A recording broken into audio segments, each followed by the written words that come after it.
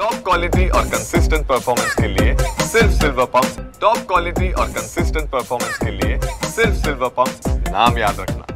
राज्य सरकारने शेतकऱ्याचा विश्वासघात केल्याचा आरोप शेतकरी संघटनेकडून करण्यात आला आहे। आपल्यासोबत बोलण्यासाठी शेतकरी नेते वामनराव चटपजी आहे। नेमकं कशा प्रकारे तुम्ही म्हणताय की राज्य सरकारने शेतकऱ्याचा घात केला आहे? कारण जाहीरनामा हा आरसा असतो ज्याच्याकडे पाहून लोक मत देतात। त्याप्रमाणे 2025च्या सार्वत्रिक विधानसभेच्या निवडणुकीमध्ये जे युती महायुतीचे घटक आहे, भारतीय जनता पक्ष आहे, शिवसेना शिंदे गट आहे, राष्ट्रवादी अजित पवार गट आहे, यांनी तिघांनी त्यांच्या जाहीरनाम्यात आम्हाला सत्ता द्या, आम्ही शेतकऱ्यांची कर्जमाफी करू असं जाहीर केलं। एवढंच नाही तर जाहीर सभांमधूनही जाहीर केलं। आणि जेव्हा 10 मार्च 2025ला राज्याचा पहिला या सरकारचा अर्थसंकल्प मांडला तेव्हा त्याच्यामध्ये त्यांनी म्हटलं की राज्याची आर्थिक स्थिती खराब आहे, त्यामुळे आता कर्जमाफी शक्य नाही।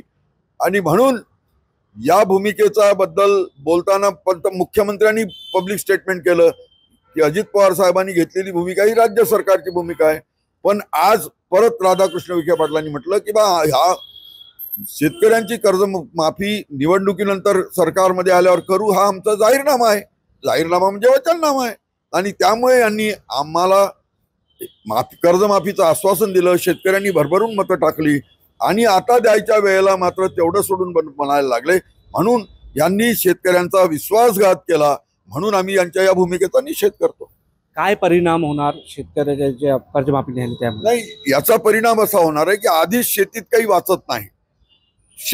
वाचत नाही, त्यामुळे शेतकरी काही कर्ज फेडू शकत नाही, कारण खर्च भरून निघेल एवढे रास्त भाव मिळत नाही। यावर्षी राज्यामध्ये जी म्हणून MSP आहे त्याच्या दराने खरेदी करायची सरकारची, केंद्र आणि राज्य सरकारची, नाफेडची, CCIची ताकद नाही।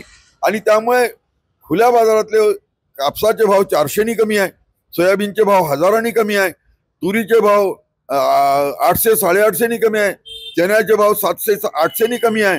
म्हणजे खुल्या बाजारात MSP चे पैसे मिळण्याची व्यवस्था नाही। आणि या देशात धोरण आहे की जिथे जेव्हा आधारभूत किमतीखाली किंमत, MSP खाली जेव्हा किंमत बाजारातली कमी होते तेव्हा सरकारने ढवळाढवळीच्या योजनेखाली CCI असेल, नाफेड असेल, पणन महासंघ असेल यांच्यामार्फत खरेदी केली पाहिजे।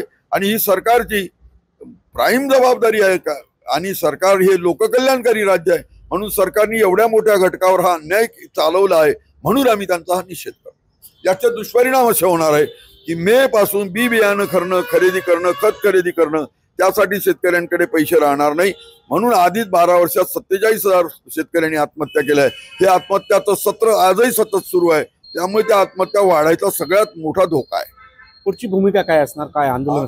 याबाबत आम्ही आता शेतकरी संघटनेची महाराष्ट्रव्यापी कार्यकारिणी घेतो आणि त्यामध्ये पुढल्या आंदोलनाची भूमिका आमचे अध्यक्ष डिक्लेअर करतील। पुढच्या आंदोलनाची घोषणा डिक्लेअर करतील असे शेतकरी नेते वामनराव चटप यांनी सांगितले। निलेश दहाट, TV9 मराठी, चंद्रपूर।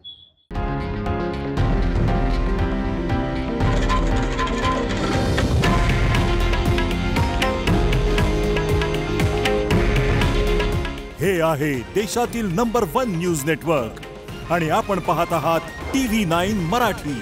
काळजी तुमची, हित महाराष्ट्राचं।